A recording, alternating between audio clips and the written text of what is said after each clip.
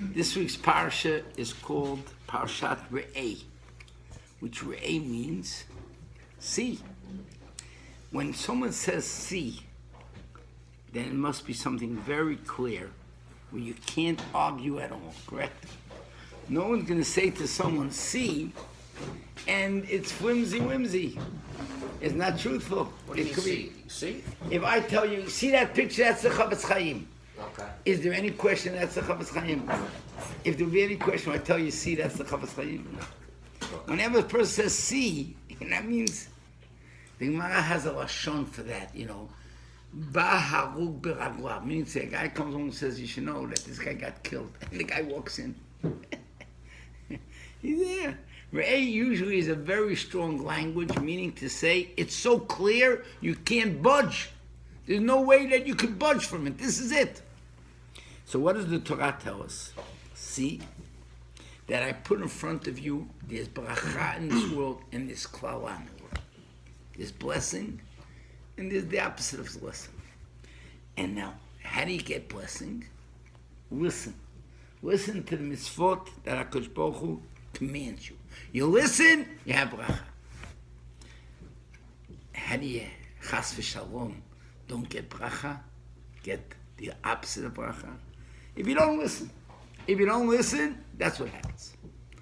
So my question is, we personally know, every one of us, tzadikim veraro, tzadikim that have tough lives. Life with pain, with suffering. We're not talking about only suffering at the end of a person's life, which that is norm. That's usual. We're talking about tzaddikim that go through life, mamash, this and this problem, and this problem, and this problem. And really, Moshe Rabbeinu asked this question to the boy at Basham. So how could Boyom say, Re'eh? See, if you listen, you have bracha. And if you don't listen, you have... How could you say that? We see this tzaddikim around in this world today, this very day today. Tzaddikim with cancer. Tzaddikim with sicknesses that are with sorrows from children, with sorot, with panasa. We see beautiful, genuine, true people. We're not talking about guys cover-ups. We're talking about real, genuine people. The Sefer Karim says very clearly that all these promises are talking about the nation as a whole. Okay, that's an answer. And it always was true. But here it says the Lashon Yachid. But my question is, it says the Lashon Yachid. So, Lashon Yachid means... the Am is Yachid. So what? The throughout history, it's always been true. Whenever we were good, we got. Whenever we were bad, we got. Okay, so Yosef Mastery wants to answer with the Sefer Yichrim that we're not talking about to the private individual, we're talking about the nation as a whole. The nation as a whole, if they're good, always. That's always been proven. And if it's cursing, it's not. Even though it says B'lashon Yachid. Okay, so the answering, because when the nation is united, it's a Lashon Yachid. Majority of the nation. I want to answer a different answer. Oh. I want to answer. So I want to tell you over a story, a phenomenal story. And then if you behave, I'll tell you another story.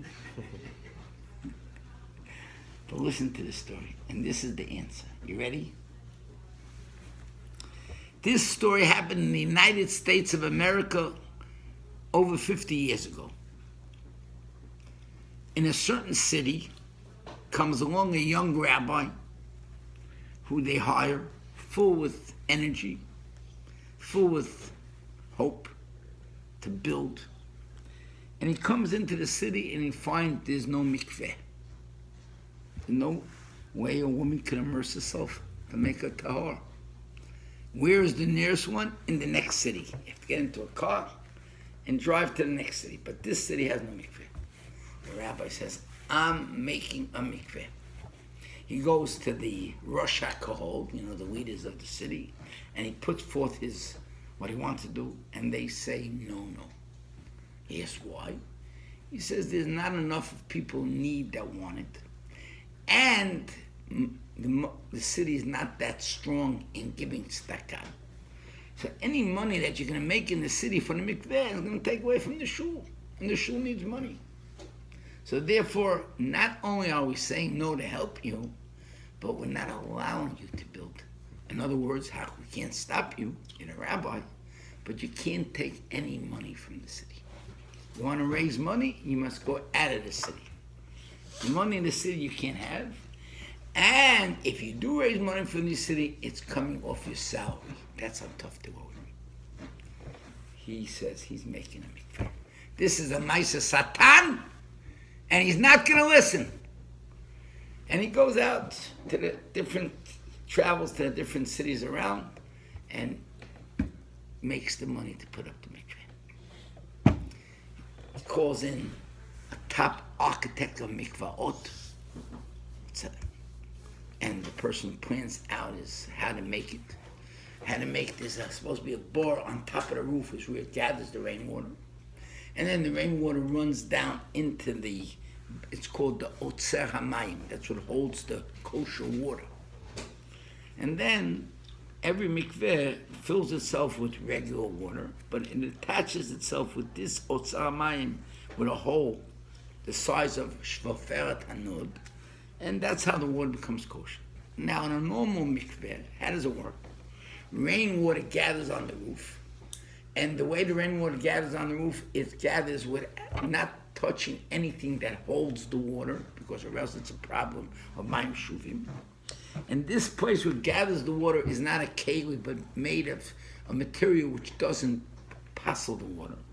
And then the water runs down from this place into the mikveh, and that's how mikveh works. So the person wrote out how you should build the roof, how you should build the mikveh, how it should have the holes. Everything is perfect, but forgot to write, to put how you're supposed to put the pipe that leads from the roof to the mikveh. It has to be straight, because if it's turned, then we're afraid. What? It's a keli. Then it's a keli. If the water is turned, then we're afraid the water lands into the crevices, the crevice of where it turns, and it becomes mayim shuvim. That he didn't tell him. And he wasn't, versed on that. He calls in a goy, good plumber, and the plumbing is done. And of course, the guy didn't know to do anything different, and he made strong pipes with a curve. Elbow. He made an elbow pipe. 50 years goes by. Wow. The rabbi retires. They bring in a new rabbi, a young rabbi. And this new rabbi says, let me check the mikveh. He goes and checks the mikveh. He almost faints. Wow. Pinned it right away. There it was. Problem. He calls in the son of the rabbi, who knows mikvaot also. Son. He says, look what your father's mikveh looks like. Come, I'll show you. He shows it. The son almost fainted on the spot. 50 years. Why, the son didn't know? No, the son never checked his father. thought to check. Never checked. He figured his father would do the right way. No, but isn't it visible? No, it's in the wall. It's in the wall. Piping. So the new rabbi broke the wall to look. Yeah, he checked the wall. He checked the look. And 50 years of women going to mikveh, that's pasul. People that become gerim, in those towns, they So make what do you do in gerim. that instance? 1 second, listen to the Get story. there, I get there. Listen, I'm getting to it. We're getting to it. Listen to this story.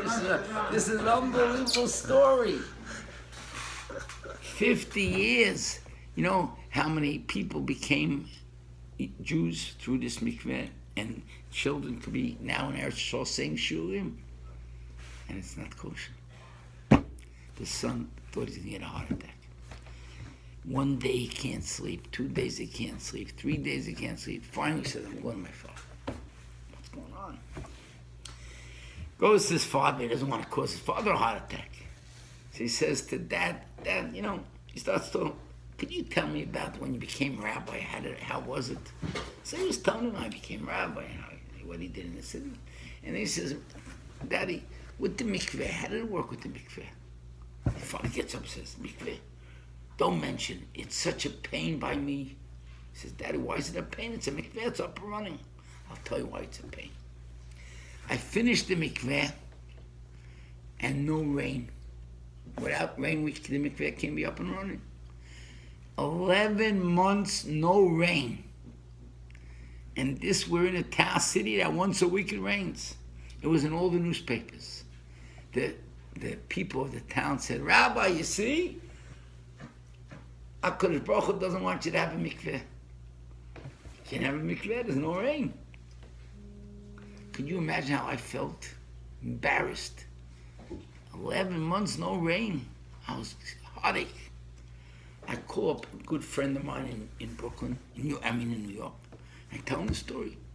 He says, there's an eitzah. What's the eitzah? The halacha is that ice could be used.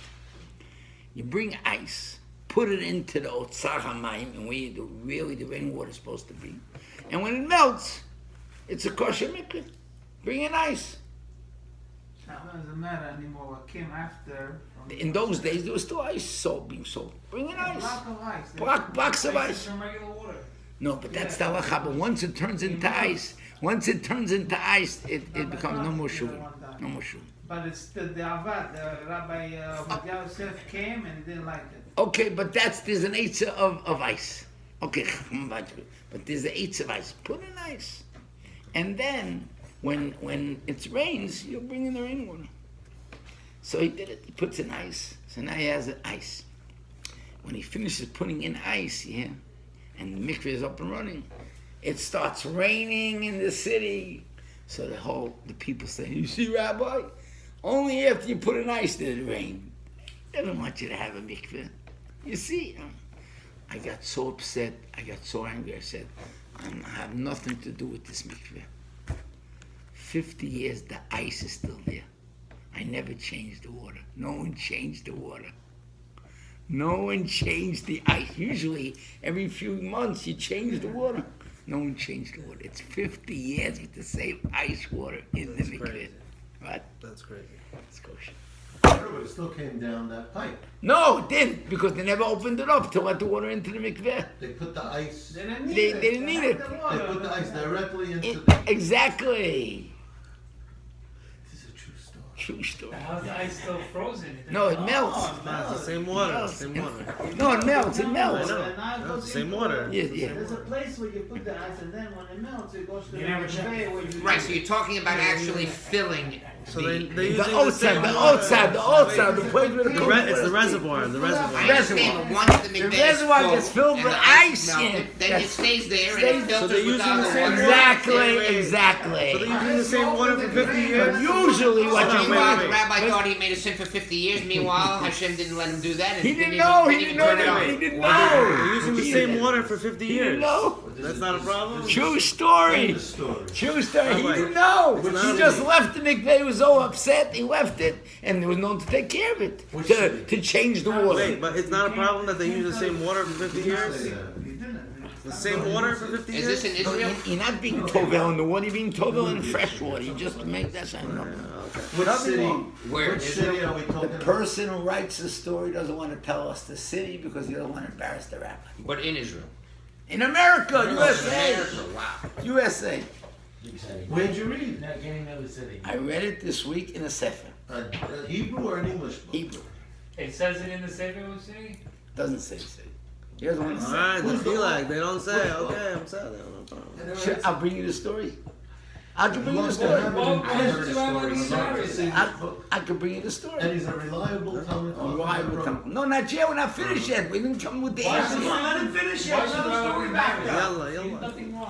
What do you mean? Why you should be embarrassed? He didn't check the pipes. How do you make a mikveh and not check the pipes and the pipes be the way it should be? You're It's, still embarrassing. it's embarrassing. Do it right.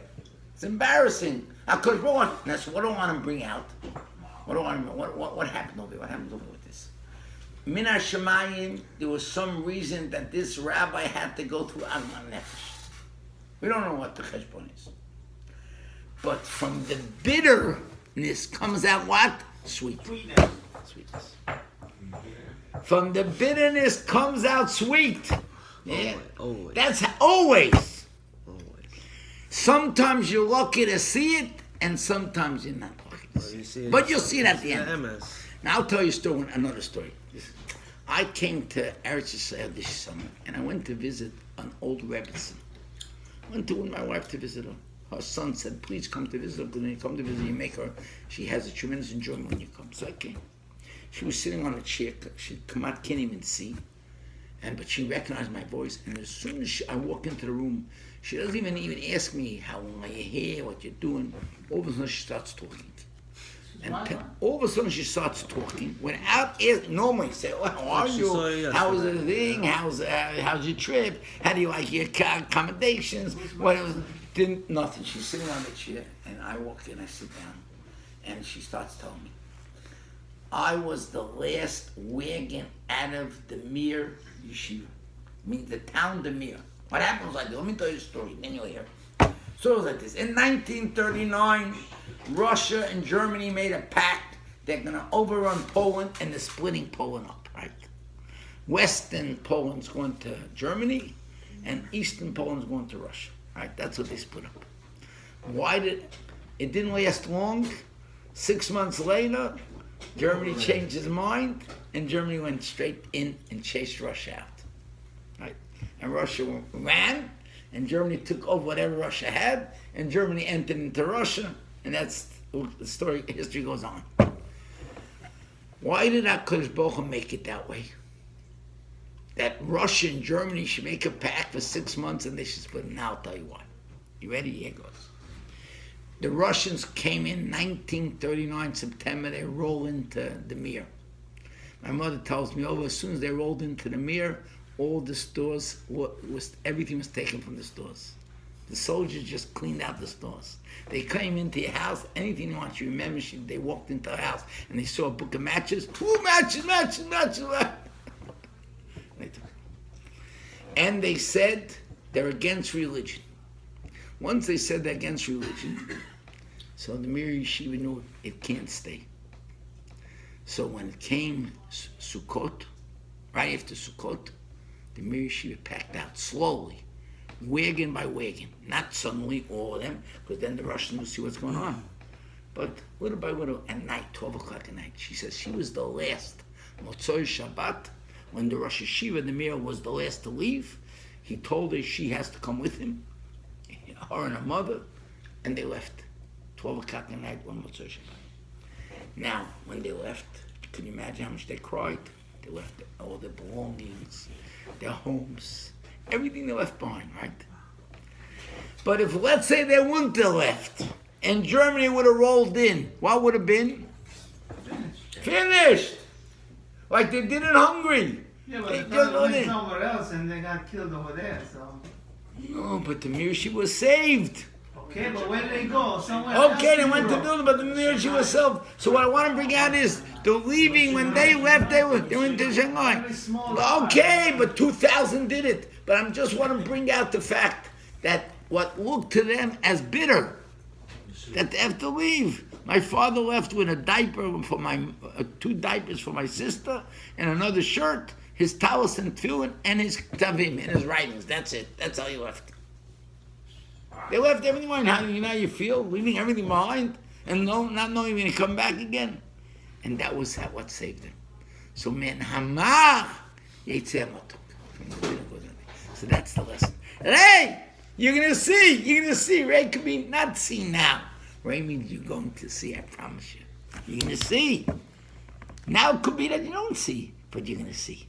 You're going to see that what you think is bitter sometimes, what did happen to you? Why? That's turns around to become sweet. HaKadosh Baruch Hu bless us all, that we should be zocheh to see the sweetness of Borei Yitbarach Shemo throughout our lives. Amen. And thank Him for all that He does for us. Amen. Talk about